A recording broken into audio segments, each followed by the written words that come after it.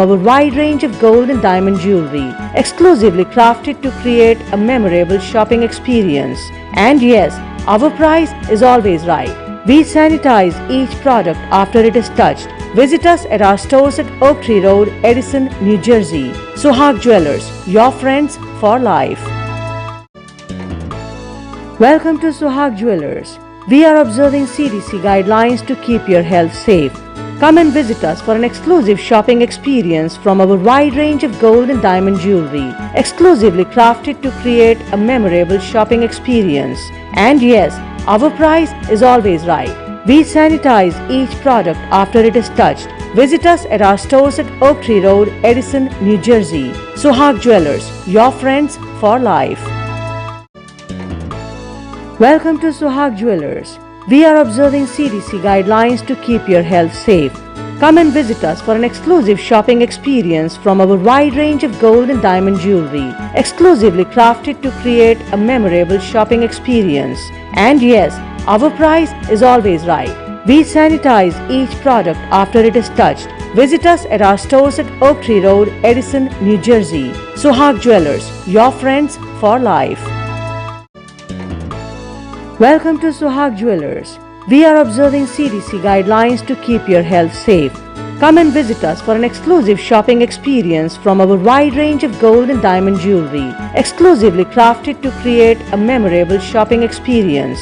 And yes, our price is always right.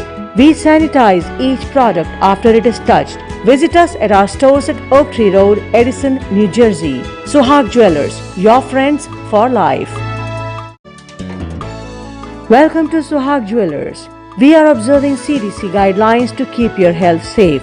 Come and visit us for an exclusive shopping experience from our wide range of gold and diamond jewelry, exclusively crafted to create a memorable shopping experience. And yes, our price is always right. We sanitize each product after it is touched. Visit us at our stores at Oak Tree Road, Edison, New Jersey. Suhag Jewelers, your friends for life. Welcome to Suhag Jewelers. We are observing CDC guidelines to keep your health safe. Come and visit us for an exclusive shopping experience from our wide range of gold and diamond jewelry, exclusively crafted to create a memorable shopping experience. And yes, our price is always right. We sanitize each product. Welcome to another guest. Our guest tonight is Santosh Somireddy. Santosh Somireddy is the founder of Somireddy Law Group. They have offices in Virginia, Maryland, and Hyderabad. Somireddy Law Firm is a full-service law firm with expertise in immigration law. Is that right, Santosh? So our main practice includes immigration, litigation, corporate. Right. So we assist both corporations as well as individual clients navigating through the immigration process, starting their business, and handling all employment-related matters. Right. So how has the last week been? It's been crazy. As I said, I looked so tired today, especially for the past 4 days. It's been really, really crazy. Thousands of emails, a lot of calls. Yeah, it's been crazy. Right. But in a good way, though. Yeah. Good crazy. Yeah. So before we get into details, we'll focus on immigration in today's session. So Santosh, briefly walk us through what are the different kinds of immigration for people who want to immigrate to US. What are the different paths of immigration? Sure. So there are different ways to immigrate to US. Okay, one is based on the family-based. Second one is employment-based. Within employment-based, there are different categories. Like religious workers also fall under employment-based, and then there is something called investor-based, like EB5 category. And then there is lottery system. Of course, for citizens of India, we're not eligible for the lottery system. So other than that, primarily it's either family-based, employment-based, or investor-based immigrant categories that are available for anyone who wants to immigrate to US. Okay? Right. So for any immigrant visa petition, like in order to get a green card, the first thing that's required is an immigrant visa petition. So if it's family-based, it's I-130. Employment-based, it's I-140. Like religious I-360, and then investor-based 526. So for all the categories, only the immigrant visa petition changes. Everything else will remain the same. So for example, if they are in the US, they can apply for adjustment of status, or if they're outside the US, they'll go for consular notification.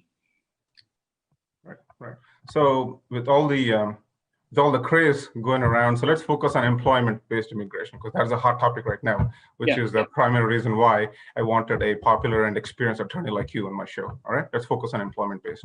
Sure. So what are the different types of employment-based paths for immigration? So there is EB1 category, like extraordinary ability or for researchers and those kind of people. Then we have something called EB2 for people with advanced degree or bachelor's plus 5 years of experience. Then we have EB3 category for someone who has a professional degree like bachelor's degree or like skilled worker category also falls under EB3 category. Okay, these are three basic categories under the employment-based system. Of course, there are religious and all, but I think we are today's topic is more regarding the EB2 and EB3. Yeah, more about EB2 and EB3. Yeah, you got it. You're hijacking it. You got it. Yeah, specifically EB2 and EB3. That's correct. Yeah, that's the goal. So now, what, like you said, the difference between EB2 and EB3 is EB3 is plus 5 years. I'm sorry, could you repeat that? No. So in order for position to qualify for EB2, right, the position should require a minimum of a bachelor's degree plus 5 years of experience or a master's degree. All right. For EB3, it's just bachelor's or 2 to 4 years of experience. So it's a lower level position for EB3 when compared to EB2. Right. So EB2 is like you need a millionaire, whereas EB3 is like you need someone with 100,000. Yeah. So just a caveat, any of the suggestion here is not a legal advice, just general questions. If you need case-specific information, please call the office. So is it possible to move, or the right word is port, right, from one category to another, in this case 2 to 3 and vice versa? Yes. So as I mentioned right just now, EB2, for you not to qualify for EB2, you should be a millionaire. Whereas if you not to qualify for EB3, you should be someone who has at least 100,000, right? So anyone who qualifies for EB2 would automatically qualify for EB3 because a millionaire would at least have 100,000. Correct. Right? Vice versa is not true. Okay. Right. So to qualify for EB2, the person should have a minimum of a master's degree or bachelor's plus 5. Right. To qualify for EB3, all they need is just bachelor's. Right. So anyone who meets the requirements for EB2 would also meet the requirements for EB3. Okay. All right. Okay. Yeah. Good. Yeah. So basically, so we apply. Let's go one by one, right? Let's take the case of EB2. Let's say a person applied an EB2 category. Let's say since the worker, the temporary worker program is the most popular one, that's the most affected one recently. So let's talk about someone who's on H1B or L1, right? And they applied for EB2, applied for immigration in EB2 category, and for whatever reason they want to downgrade to EB3. Okay, so one thing is we established they are qualified to do that, right? Because since they're qualified in EB2, they automatically qualified to downgrade to EB3, correct? So how does this process work? When can they do this? Are there any limitations on when they can do this, or can they do this during any time of their immigration process? So good thing is that they have the option of doing this at any point of time, as long as the initial I-140 was filed when the perm was valid. Okay. So for example, in all these cases, they already have an I-140 approved.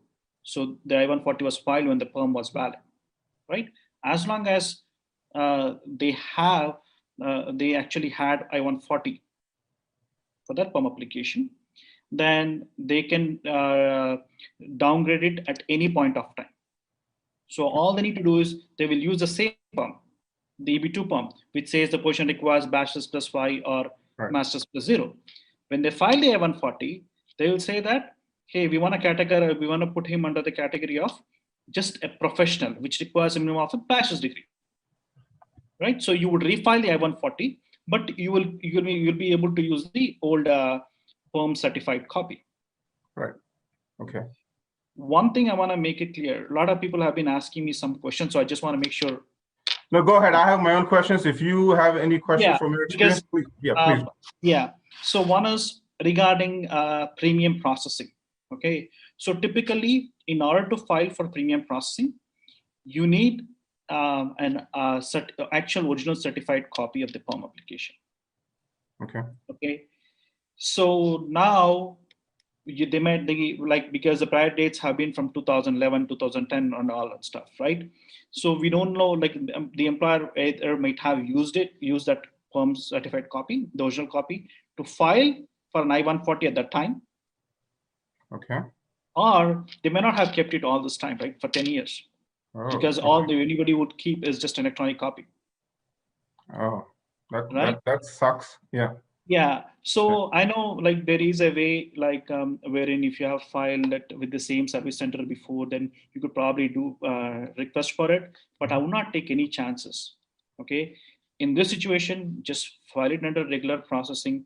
I-140 porting, like from EB2 to EB3, and then along with that, file adjustment of status application. Right. There is another caveat here. So we have seen that there are certain issues with the lockbox system because most of these workers at USCIS are contractors. They're not trained enough. So they might, they typically what they do is they look for the I-140 approval notice with the EB3, the employment-based category, and the priority date and the country of birth, right? To see if they should accept the petition. Here, we are doing something different. Okay. We have the approval notice, but it's under the different category. Right. Right. So if the person does not actually look at the new I-140 application, right, there is a chance that he might reject the application. Wow. So if that happens, by the time you receive, you know that the application has been rejected, it could take days or weeks. Okay. You would have lost the window of opportunity. Yes, then you would have lost the window. So just there is some risk involved, but it's worth taking the risk because you don't have other option. Right. What is there to lose? Maximum you lose the legal fees and shipping costs. That's all. Yeah. Right? Yeah. So I highly recommend anyone who would qualify under the EB3 category, just downgrade it right now and then file their adjustment of status applications. And on a similar note, is the vice versa true? Meaning, can they upgrade from EB3 to EB2 at any point in time during the process if they qualify? Yes. So I think what you're asking me is if somebody, typically if you qualify for EB2, you would have already filed that. The previous application would be in EB2, right? So even though you but if the priority dates are not in your favor, you might not have, right? So yeah. So you have the option. Okay, as long as the perm certification is qualifies you for the EB2 position, then you can file the I-140 either in EB2 or EB3. Okay, all right. Yeah.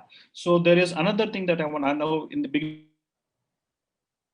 So receiving a lot of emails from those individuals who are actually stuck outside the US. Okay. Right. Those individuals cannot file for adjustment of status. In order to file for adjustment of status, you have to be in the US. Yes, yeah. Okay, correct. Because I've been receiving a lot of emails regarding from those people also to see if they would somehow qualify. There is one option available for them, which is they could request for consular notification by filing a 24 form. But by the time the consular notification happens, it'll be like months, 5 or 6 months, and the prior dates could go back, retrogress. Yeah, that's right. It's about 8 to 9 months sometimes, right? That's how long it takes. Yeah. So in that case, what is the date the USCIS would consider? Would the USCIS consider the date when you applied, or the date when they make a decision to see if that date falls in the window for converting from adjustment of status to consular processing? Yeah. So here I want to explain another concept which will make things very easy. Okay. So there are two agencies that are involved here. One is Department of State. Another one is USCIS. Department of State is the agency that issues the visa bulletin, that dictates the number of visas available and that and it's a visa like they handle the visa consulates and everything. USCIS has jurisdiction only within the US. Correct.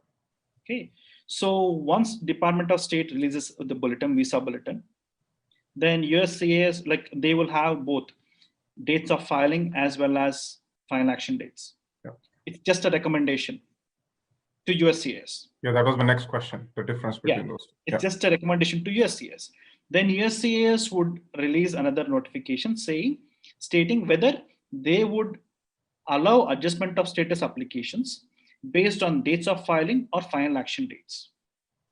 So a few days back, this is what happened. Like usually, typically, they have been like in the past 2 years at least, they have been always going with the final action dates. Correct. So if you do not mention anything also, you have to choose the final action date. Right. Luckily, in this visa bulletin, they have agreed to go with the dates of filing. That's good. Okay. I don't know if this is going to happen again, but everybody should take advantage of this golden opportunity. Right. Yeah. On that note, I saw the website, the USCIS website, and they were predicting rapid forward movement for the next maybe 2 months. Is that? I don't think that would happen. I know like there are a lot of rumors, but I cannot guarantee. Like as I said, nobody can. Yeah, nothing is guaranteed. It's just your guess. Here the thing is, there's so many applicants. So there's so many applicants. Right. Okay. I don't think they have enough number of visas to issue green cards for so many applicants. So only when they are like when they have sufficient number of visas available, then they will move the dates forward. But I heard about 250,000 visa numbers spilled over from family immigration to employment based. But there are other challenges too, right? One is the country limit. Right.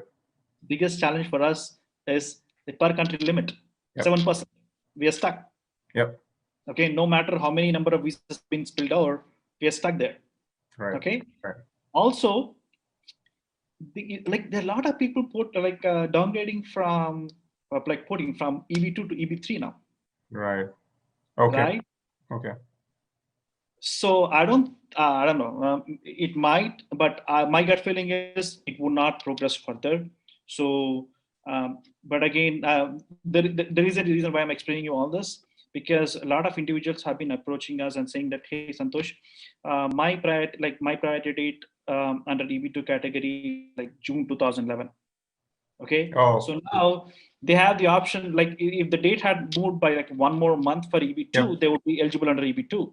Yep. Okay. Or they can file for adjustment of status right now under EB3 category. Yeah, that was my next question. Yeah. For such individuals, I've been advising, if you want to wait for some time, just wait for the November visa bulletin to be released. And by then, if you see that, unless that happens in the next month bulletin, I will not depend upon it.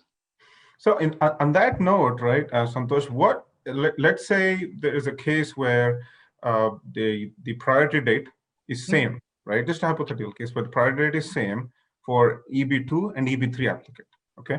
And I'm the USCIS officer. I got the application in front of me to adjudicate or process, whatever the terminology is, right? So in this case, which one takes priority? Is it EB2? No. So basically, when you submit the I-145 application, right, there is only one immigrant that goes with it, right? Either the one with EB2 category or EB3. Both can go together. Okay. So it can be like you file EB2 I-140, EB3 I-140 and 485 together. That's not going to happen. You have to choose between these two. Okay, because the reason why I asked that question is I heard one applicant, and not at the same time, not on the same day, but one applicant can be a beneficiary of EB2 and EB3. Is that possible? Yes. Okay. Basically, the person would be holding both EB2 I-140, EB3 I-140. Correct. Okay. And they will file, for example, now they file EB3 I-140 and then adjustment of status. Later point of time, what they can do is they can do interfiling. Like, so basically they'll have other I-140 under EB2 category, and they will notify USCIS asking them to actually process the application under EB2 category, and then they'll submit the documents. Okay, but typically I prefer not to touch. Once you submit an application to your CAS, it's better to let them process in the sequential order, because we have a lot of cases where the priority has become current, but the officer would not have the file with them, because there could be multiple reasons for that. Yeah. One of the reasons why I feel that, okay, if there is something that the officer does not understand, he'll probably put it aside. Right. And there is no way for us to actually find out what's happening. Yeah. That's true. Okay. And whenever you raise a ticket, they say security issues and all. So it's better to follow it in the sequential order. Right. So I have a couple of questions from our viewers. So when can they interfile? Is there a specific stage after in the process when they should be interfiling, or what are the wordings, right, to go back? Yeah. So I would say wait at least 180 days after you file the 485. Okay. Before you try any of the stuff. Okay.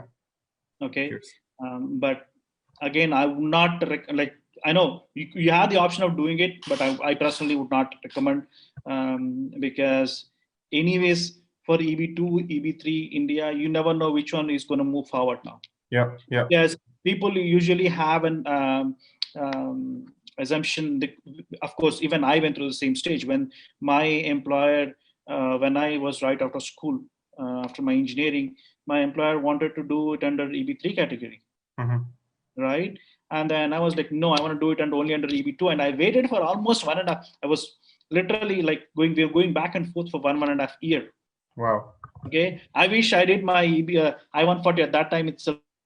Yeah. So he just wait for in the classification that you are in. In that way, we never know whether it could be EB2 or EB3, and then just make interrupt the process in any way that could hurt the case in a long term. Right. Another question I had was, let's say somebody is on an H4 EAD, right? And they applied for EAD through 485 filing, right? As part of the 485. So what would happen now? Is there any difference between H4 EAD and 485 EAD, or they're all the same? Well, the end product is the same, right? Okay, which is an EAD, but the flexibility that you receive with H4 EAD is completely different from EAD. For example, once your H4 EAD is expiring, and if you're not able to get the extension approved in a timely manner, you cannot continue working. Whereas with GC EAD, which is Y485 EAD, you can continue working while the extension petition is still in process. Oh, I didn't know that. Yeah. Wow. The other thing is, I always, I'm recommending all the clients to, when you are applying for the adjustment of status, please file EAD and advance payroll. Okay. Also, maintain your H1B status. Yeah, that was my next question. Should they maintain H1 status, or should they get parole? Maintain H1B status, because you never know if something were to go wrong with your adjustment of status application, anything could happen, right? Maybe during that at the time of interview, the officer might say, hey, you are working at different employer, and just because the prior date became current, you came back to this employer, ported from EB2 to EB3, or you came back to here, and then you did not work for that employer during the whole period. What they can come up with a lot of things. And during the interview, if you are not able to really answer, present yourself, to show that you actually had the intent to work for that employer in that position, right? There is a good chance that the officer might deny the petition. So if that happens, then you lose the whole status and everything, right? So it's always better to have a H1B as a backup. If something were to go wrong with the H1B, you always have the backup of using your green card application, EAD, advanced payroll, and all. Right. So is interview, I'm sorry, I was say something. One other thing I want to tell before we go to the next step. A lot of people have been saying, hey, Santosh, can I just travel soon after we apply for adjustment of status? Okay. Right. Although there are certain exceptions for H1 holders, those on H visas and L visas, I highly recommend that you wait until you get your advance pay. It's abandoned, right? It's considered abandoned, Yeah, right? if not, it's considered abandoned. Of course, H1B holders, H4s, L1s, L2s, as long as they're maintaining their status and they enter using that one, they have an exception. Okay. Okay. There are exceptions. I'm not saying that there's no exception, but I prefer not to use it. Right. Okay. Because for everyone, like immigration is their life pretty much. So at least a lot of people. Yeah. Right. Right. And it's not worth taking chances. I always prefer to have a backup. Yeah. If something were to go wrong with one petition, you should have another backup. And here we have a golden opportunity. So take advantage of green card application as well as stay on H1B until you get your green card. That's good. That says a lot about your thinking and how you consider your applications. That's pretty good. You always try to be safe, try to protect your client. That's very nice. So you mentioned interview, right? So is interview mandatory for adjustment of status, or can it be waived? Good question. So until this pandemic situation, they were keeping it as mandatory. Like, of course, it was mandatory, but since the pandemic hit, they have been approving the petitions without interviews. But again, you never know. Definitely go back, and there is a high chance all those individuals who are applying for adjustment of status now by switching employer, going back to the old employer and all. I see a lot of these questions. What they need to understand is, if there is a visa interview, green card interview, at that point of time, you should be able to convince the officer that you actually had the intent to work for that employer at the time of filing the perm, at the time of filing the I-140, at the time of filing the 485. So if you were employed in between with some other employer, and then you were not employed at the time of filing the 485, or you just joined in order to file 485, it could be a problem. All right. There is another catch here. When you submit the I-485J application, there is a section where it asks, is the person currently employed with you? Okay. So a lot of people are asking, hey, can I join my employer soon after I get my EAD? Okay, I've been telling you, join that employer and then file for I-485. They say like, no, I want to join because I have issues with H1 and all. Thing is, you are clearly giving an opportunity to the officer, to the visa interview officer, to suspect your intention. Who reviews it, right? The moment they see that you are not employed with that employer at the time of filing the 485, okay, that's a red flag. Yeah. Okay? So again, everybody's situation is different. I cannot it's not like everybody's situation is ideal, right? If at all possible, go work for that, get employed with that employer and then file for 485. In that way, at least when the officer is looking at that, you're not providing incriminating information. Yeah, that's true. Right? That's true. At least they will not doubt that, okay, you were employed somewhere or whatever. But if they clearly see that on the 485J application stating that you were not employed at the time of filing, then they may ask questions. So what you're saying is, again, just to boil it down. So it's a perm, then 140 and 485. So if I were to categorize as a key phases in the entire process, these are the three steps during which it should be consistent. Is that a fair statement? Yes, but I want to tell you something else too. Typically, a person like green card is for future employment. Correct. You're required to work in that position once you get your green card. Correct. Right? Yep. So by the time you get your green card, it'll be like 10, 15, 20 years. Right. Okay. And there are a lot of situations where a person would there are a lot of individuals who did not even work for their green card employer. They have their green cards. And so what happens is when you go for citizenship application, citizenship interview and all, if the officer sees that, okay, they look at the employment history, right? Especially if there is anyone like that, please do not go for citizenship interview at least until 10 years past getting your green card. In that way, you don't have to disclose because you are required to disclose only 5 years of information on the form. So at least make sure, I know 6 or 7 or maybe 10 years, I would wait before you apply for citizenship. The thing is, since although GC is for a future position, okay, both the employee and the employer should have the intent. The employer should have the intent to hire the employee in that perm position.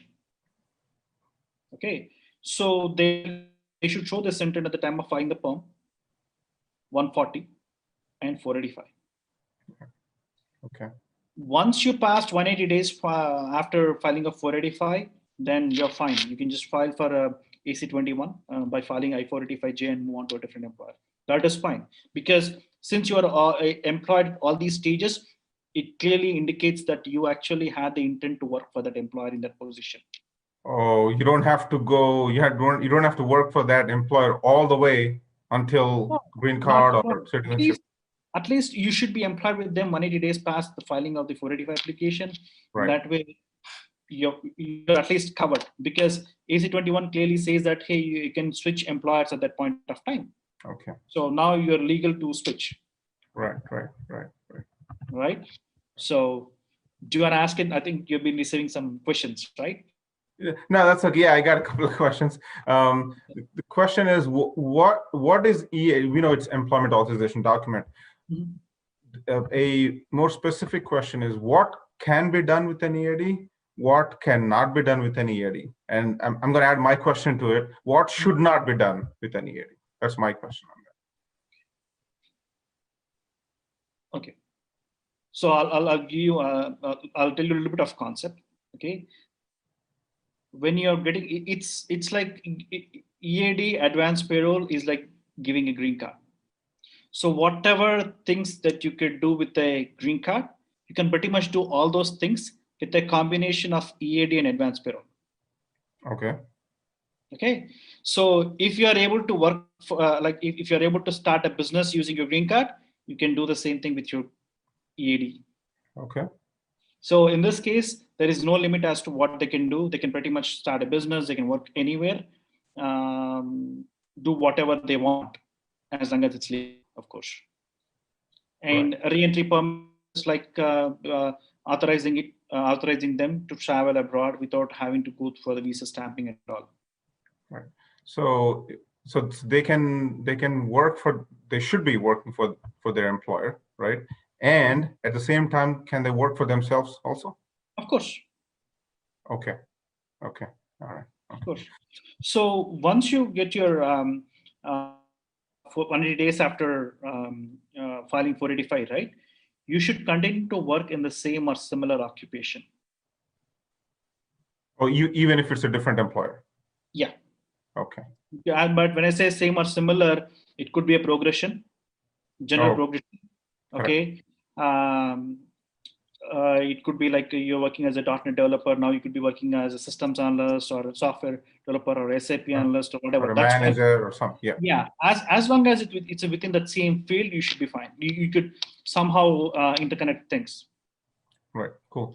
I have a question. Let's say a person got paroled at the time of entry, as opposed to visa stamps. So once they get paroled, now what does that mean? Does that mean they're like birds without wings? They're just skeleton or no life? They're in ICU. What does that mean? I always had this question myself. I understand. Okay, so advanced payroll does not actually give you status. Right. Yep. It just authorizes you to stay in the country. Okay. So it's not like when you enter back into the US on advanced payroll, you don't receive an I-94, you don't receive a status. Okay. Okay. They're just authorizing you to enter into the country.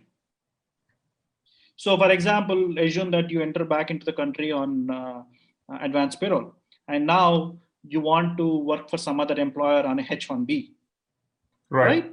So if you do the transfer, you will not get the I-94 because you don't have a status. Okay. You're authorized to stay, but you don't have a status. There is a difference between these two. Correct. Okay. Okay. You're authorized to stay based on the filing of 485 and advanced payroll, like 485 application and all, but you don't not have a status. So you will get 797 without that lower portion. I-94, yes. Yeah, without that. So that means you can stay in the country, but if you leave the country, can you be paroled into the country again, or you must get a visa? You can be paroled into the country. That's not an issue. But if you want to get back to H1 status and all, right, it will be tough. Okay, I see. Yeah. So if there's something were to go wrong with your visa stamping and all, you can always come back and advance payroll. So that's what I'm trying to tell you. Like, you have two birds in hand now. So if something were to happen to one, then you can at least use the other one. Okay. And the other question I had was, when, let's say a person's date is current, right? A prior date is current and that person is applying for adjustment of status 485. When should they apply for medicals? Should they, the 693 form, should they submit it at the time of filing 485, or should they wait until they get an RFE? Good. So this is my question. Yeah. First thing, the medicals are valid for only 2 years. Correct. From the date you obtain it, it's only valid for 2 years. Second thing, once you get the medicals, you are required to submit it to USCIS within 60 days. If you do not submit to USCIS within 60 days, it's not valid. 60 days from the time you take the exam, medical exam? Yes, 60 days from the time you take the exam. Okay. One, you could submit the medicals at the time of filing the petition, or you'll have to wait until you receive an RFE. But there are two things. Assume that by the time when you receive the RFE, you're traveling abroad. You cannot get those medicals abroad. For example, if you're traveling to India, you cannot get the same the medicals that will be accepted by USCIS in India. Got it. You can get the medicals for adjustment of the custom notification for the one that Department of State accepts, but you cannot get the medical examination which is accepted by USCIS. So they're two different things. Right. Okay. With that said, if the petition is not reviewed within 2 years, then you will anyways have to go through the process again. Yeah. So it's a risk, and it's personal opinion. Like, that's why I always tell my clients, it's up to you. Okay.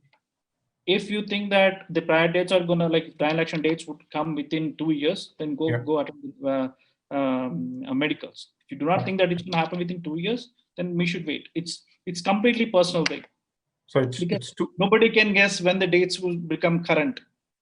Yeah, that's true. I like your point when you said, just to kind of generalize what you said, is at the time of the USCIS issuing RFE, you personally, your personal situation, you might not be in a position to take the USCIS approved medicals. Yes. That could be out of country, or that could be health, that could be any reason, basically. So it's better to apply now, or when they're applying, as opposed to waiting for RFE. Is that right? But again, the medicals may not be like. That's true. That's always there. 485, if it's past 2 years, then they'll have to go to the medicals again, anyways. Correct. So it's 2 years from the date they take the exam, right? Okay. All right. So okay. So that's that. So the other question I had was, I think I answered that question already. When is it suggestible to file for the downgrade now, or wait for some time to downgrade from EB2 to EB3? I think you answered that question. Here's what I would suggest. Okay, have all the paperwork ready. Okay, have the adjustment of status petition ready first thing. Okay, and then wait for the November visa bulletin. Okay, if it becomes current for you on the EB2 side, then you can submit the same thing in November. If not, just go for a downgrade and then file it immediately. But have the petition ready. No attorney will be able to file it.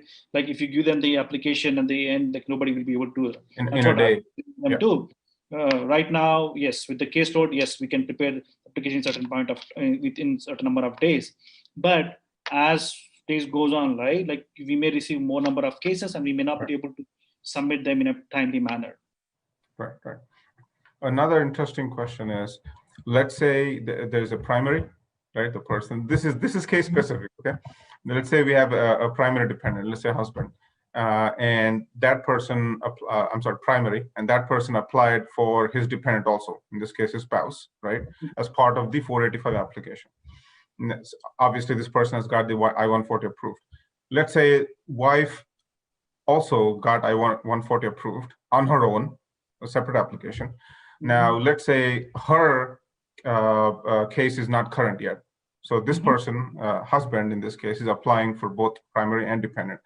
Now, can wife in this case apply for 485 separately, be it in EB2 or EB3, meaning dependent and primary in parallel, or no?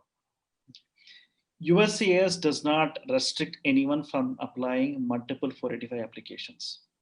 Oh, there's no restriction that you have to apply only one. So in your case, right, the husband could apply one I-140, like one application as a primary applicant, and then the spouse would be dependent, the wife will be dependent. Another one could be same. The wife will use her I-140, and then she'll be the primary applicant, and the husband would be the dependent. So they can do that. Okay. So then, what would happen at the time of adjudication? Which one would be considered by whichever USCIS? comes first. I'm sorry. Whichever comes first. Adjudicated first. I see. Okay. Yeah. All right. But very few people will be in this situation. But yeah, and so again, it's a personal choice, but that's an option available. Yeah, I guess. I think my question was, and I got the point. Question was if 485, multiple 485s can be applied in parallel, and I think that is possible. Yeah. There is no restriction from USCIS that you cannot apply. Correct. We are 45 minutes into the show. I want to be respectful of your time. I know you guys are working like around the clock, so I want to be respectful, and I'll stop my questions. Is there any general advice you want to give to our viewers, regarding any immigration? There are two things I want to make clear. Like I want to make sure everybody understands. Okay, those who are going, like, if at all possible, try to file adjustment of status by downgrading with your current employer only. If you go back to your old employer and file it, and if there is a visa interview at a later point of time, you may have a hard time proving it to the officer that you actually had the intent to work for that employer. Okay, at these three stages: PERM, I-114, 485. With the new employer, since you just did the PERM and you're doing I-140, 485, it's much easier. Okay, unless you're willing to go back to your old employer and start working before they file the 485. Right. Sorry, okay. I missed a lot of calls. Santosh, sorry. Let me take one call. Sure. Hello, Mana TV. Hello, hi. Yeah. Thank you for calling Mana TV. Go ahead. What's your name and where are you calling from? Yeah, this is Ravi. I'm calling from Maryland. Yes, hi Ravi. Go ahead. I have a question regarding the downgrading EB2 to EB3. Yeah. So actually, my current date is EB2, but it's away from 2 months. August 4th, mine is right now. August 4th, 2011. Okay. 11. Okay. EB2. Okay. But can I downgrade right now, or do I need to wait for another visa bulletin? That is my first question. Yeah. The second one is, suppose if I downgrade it and filed for the EB3 and EB3 is rejected, suppose let's take any scenario, so then can I continue on EB2 because I have already a EB2 at 140? So can I continue with my EB2 for the future visa tests or something? Right. I think the first one Santosh already answered before, but I'll let him answer both the questions. Go ahead, Santosh. Okay. And the third question is, last question is, go ahead. EB2 to EB3, if I file now, so if the EB2 is become a current, then can I come back and file the EB2? So again, the process will start from 140. Again, I need to pay the amount, or same thing will be there? Yes. Yeah. So let Santosh answer one by one. So if you forget, you have to repeat. Santosh, go ahead. Yeah. To answer your first question, right? I would prepare the petition for downgrading right now. Have the complete petition ready. I-140, EB3, EB2 to EB3, adjustment of status, everything ready. Okay. Once the visa bulletin is released, if you see that EB2 has moved, you can just take out the I-140 portion of it, submit the application to USCIS under EB2. Is it clear? Ravi, heard that? Yeah. Okay. That's the one last question. Right? Yeah. The second question. You asked if something were to go wrong with Yeah, your EB3. Ravi, hold on 1 second. Santosh, I think he's answering your question. Hold on 1 second, please. Yeah. So the second question that you asked me is if something were to go wrong with your EB3, what happens to EB2? Okay. If your I-140 is filed properly, now when I say filed properly, it should not be filed as an amendment. They should not file it as an amendment. As long as it's not filed as an amendment, you will be able to keep both EB2 as well as EB3. Something were to go wrong with EB3 or I-140, you can still retain the priority date with EB2. Okay. Okay. So I guess this answers your second question. Oh, okay. So third question is, so if I downgrade to EB3 and my date moving EB2, take next month now, then go back and file the EB3 again. Santosh is smiling. I think he got the question. So let's. I understand your question because I've been seeing a lot of emails regarding these, right? So there are two things that you could do. If you see that the final action date for EB2 is, see, if the regular filing date is current for EB2, it does not matter because you already filed the adjustment of status.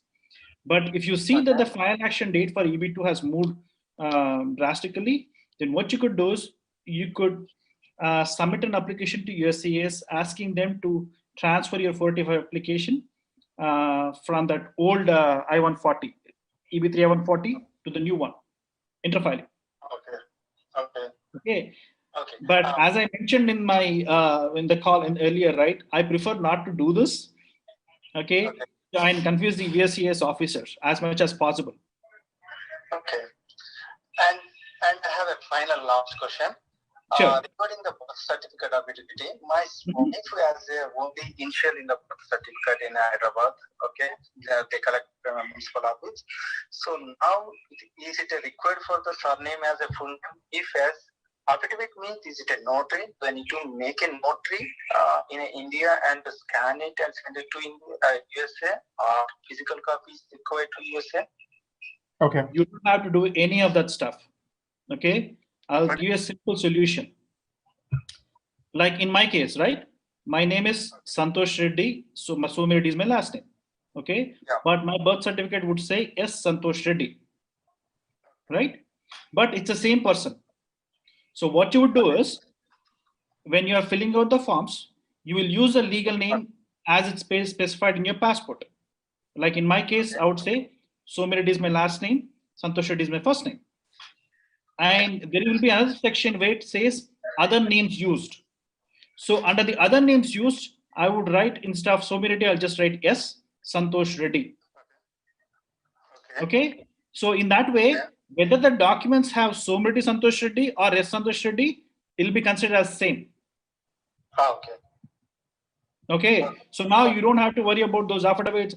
See, the other thing is, be very careful when submitting affidavits. Okay. Okay. If there is a technical problem in the affidavit, for example, I'll give a small example. Someone issued a birth affidavit for birth certificate. Okay. And it was found out that the person was actually 2 years old when the applicant was actually born. Right. So, and then they say, like, I witnessed everything. It does not make sense. Okay. Yeah, that's correct. So someone like your uncle or your aunt or and then it's not, you don't, unless, see, when you're submitting any documents to USCIS, right? Okay. Yeah. Unless it's an authenticated document. For example, do not submit resume, submit your degree certificates. Okay. Okay. Never ever submit your resume, because see, when you submit a document to USCIS, it has to be 100% correct. Okay. On the resume, like I might say that, hey, I worked on this litigation case, that I worked on a $100 million litigation case. So it'll be like subjective, right? Yeah, do not submit anything that is subjective. Unless you can prove it. Unless you're in a position to prove it. Some, maybe there I mentioned 100 million, and then somewhere on my LinkedIn profile I might have mentioned that the biggest project that I worked on is like 50 million, right? Then that means I'm submitting fraudulent information to USCIS. Yeah, got it. So better So to here, my wife's passport has a last name is my last name, but birth certificate it comes only initial for their that is parents. perfectly fine. Initials. That is perfectly fine. There is That's no what I issue have with the it. question. All you have to do is just use those names in other names used, and you should be fine. Okay. Do not submit any affidavits, nothing so, whatever. Got it. All right. Okay, Got keep it, it sir. very Thank you, simple. thank you, In sir. that Thanks way, for you should not give the officer a chance to question any of the documentation. Okay, got it. Right, Ravi, if you have more questions and if you like to utilize the services, you can always go to Somiredi Law Firm website and Sure. you can contact them. Okay, sir. Okay. Okay, sir. Thank you very much. All right. Thank you, Ravi. Thank you for calling. Thank you. Bye. So yeah, I was talking with you, and I think I missed quite a few calls. So yeah, I think we probably covered like 4 questions in that one call. So hopefully that was helpful. So yeah, I don't have any more questions, Santosh. Like I said before, yeah, I want to be respectful of your time. I know you guys are working really hard. When did you get up this morning? Like 5 in the morning or something? I started from 4:30 this morning, and Oh, boy. I guess I'll have to continue working until I don't know what time. There are like hundreds of emails. See, the other thing is, I want to make sure, like, everybody understand this one. Please do not call your attorneys directly on their cell phone or keep calling them. Just send an email, because we want to support as many people as possible. And in the time we spend speaking to one person, we can attend to like 20, we can respond to 20, 30 emails. Okay. So especially in this time, I highly recommend that you email. Like even in our case, I just I told our office staff, just if somebody calls, just ask them to email. Okay. If a person is not willing to spend time to email us, then it's worth talking to the person anyways. Right. Okay. Yeah. You can spend 5 minutes in typing an email. Yeah. Yeah. So I highly recommend, like, even when you're trying to reach me, just send me an email, and definitely I'll be replying to you within hours. Cool. All right. That's a guarantee Santosh giving is on air live. So so again, thank you, Santosh. Thank you very much for coming to our show and spending time with us and answering questions. So I'm pretty sure I'm hoping you get a lot more applications because I know you're very popular, and I heard great things about you. So anybody, please reach out to Santosh's law firm, Somiredi Law Firm. What's the website, Santosh? www.somireddylaw.com. The best way to reach me is by email. Email us at info@somireddylaw.com. info@somireddylaw.com. All right. Thank you again. Thank you, Santosh. Thank you, viewers. That's all we have for tonight. Thank you very much. Have a good night. God bless America. Thank you. After it is touched, visit us at our stores at Oak Tree Road, Edison, New Jersey. Suhag Jewelers, your friends for life. Welcome to Suhag Jewelers. We are observing CDC guidelines to keep your health safe. Come and visit us for an exclusive shopping experience from our wide range of gold and diamond jewelry, exclusively crafted to create a